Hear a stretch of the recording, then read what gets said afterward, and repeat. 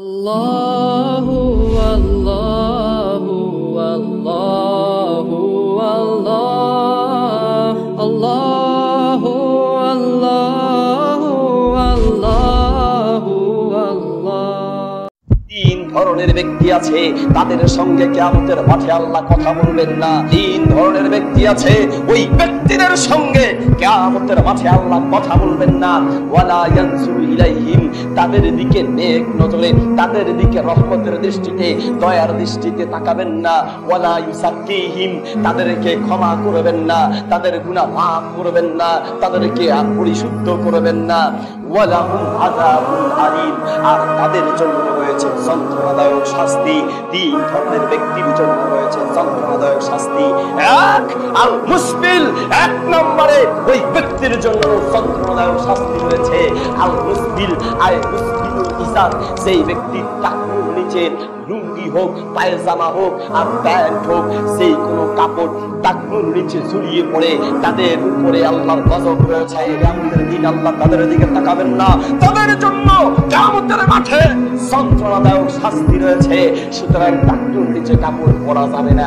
এই ক্ষেত্রে আমরা একটা ধোঁকাবাজি শিখেছি। অধিকাংশ মানুষকে দেখা যায় মসজিদে ঢুকলে পরে কাপড় উপরে উঠায়, প্যান্ট পটা শুরু করে, মসজিদ থেকে নেমেই আবার প্যান্টটাকে নামিয়ে দেয়। এটা পাক্কা একটা ধোঁকাবাজ। কারণ মসজিদের ভেতরে যেই আল্লাহ দেখেন, বাহিরে কি আল্লাহ দেখেন না? দেখেন কিনা? ও ধোঁকাবাজ, কাকে ধোঁকা দাও? শোনো, পৃথিবীর মানুষকে ধোঁকা দেওয়া যায়। এই পৃথিবীতে কিছু মানুষ আছে মানুষকে ধোঁকা দিতে দিতে আল্লাহকে পর্যন্ত ধোঁকা দিতে চায়। এই পৃথিবীতে কিছু মানুষ আছে মানুষকে ধোঁকা দিতে দিতে শেষ পর্যন্ত আল্লাহর সঙ্গে ধোঁকাবাজি করছে।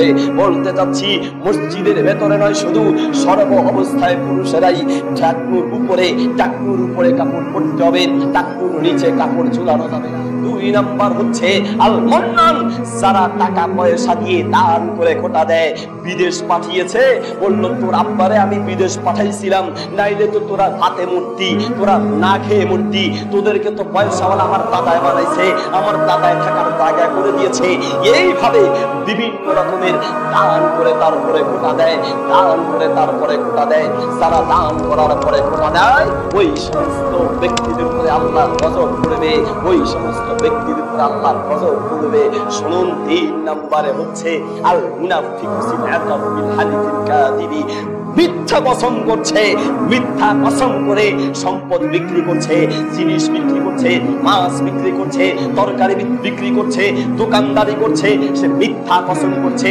আল্লাহর কসম এটা এত টাকায় কিনেছি, আসলে ওই টাকায় কিনে নাই। আল্লাহর কসম জিনিসটা 1 নাম্বার, আসলে জিনিসটা 2 নাম্বার। আল্লাহর কসম জিনিসটা জাপানি, অথচ জিনিসটা চায়নার। এইরকম মিথ্যা যারা কসম করে তাদের উপরে আল্লাহর গজব করবে।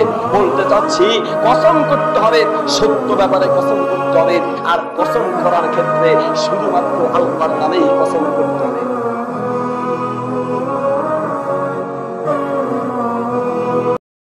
জামাল